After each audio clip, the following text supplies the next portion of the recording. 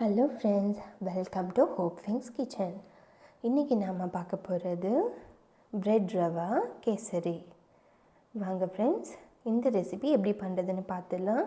அதுக்கு முதல்ல அடுப்பை பற்ற வச்சுட்டு ஒரு பேன் வச்சுக்கலாம். அதில் 1 கப் ரவை சேர்த்துக்கலாம்.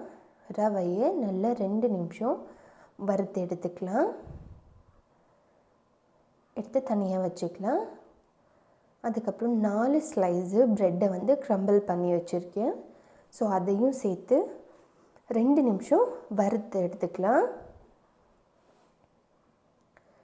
நெய்யெல்லாம் எதுவும் சேர்க்காம தான் வறுக்கணும். பாருங்கள், இந்த அளவுக்கு வறுத்து எடுத்து தனியாக வச்சுக்கலாம்.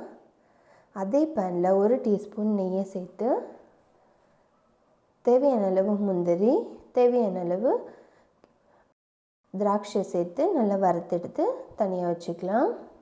எந்த கப்பில் நம்ம வந்துட்டு ரவை எடுத்தோமோ அதே கப்பில் 4 கப்பு தண்ணி சேர்த்துக்கலாம். தண்ணி நல்லா கொதி வந்ததுக்கப்புறம் அதில் நம்ம வறுத்து வச்சுருக்கிற ரவை சேர்த்துக்கலாம். 1 கப்பு வார்ம் மில்கில் கொஞ்சம் சாஃப்ரனை சேர்த்து மிக்ஸ் பண்ணி வச்சுக்கலாம். 2 ஏலக்காவை நசுக்கி அதுவும் சேர்த்துக்கலாம். எந்த கப்பில் நம்ம ரவை எடுத்தோமோ அதே கப்பில் 3/4 கப் அளவுக்கு சர்க்கரை சேர்த்துக்கலாம். சர்க்கரை நல்லா கரைஞ்சதுக்கப்புறம் நம்ம வறுத்து வச்சுருக்கிற பிரெட் கம்பிள்ஸை சேர்த்து நல்லா மிக்ஸ் பண்ணி விட்டுடலாம். அதுக்கப்புறம் நம்ம மிக்ஸ் பண்ணி வச்சுருக்கிற சாஃப்ரன் மில்கையும் சேர்த்து கட்டி வராமல் நல்லா கலக்கி விட்டுடுங்க.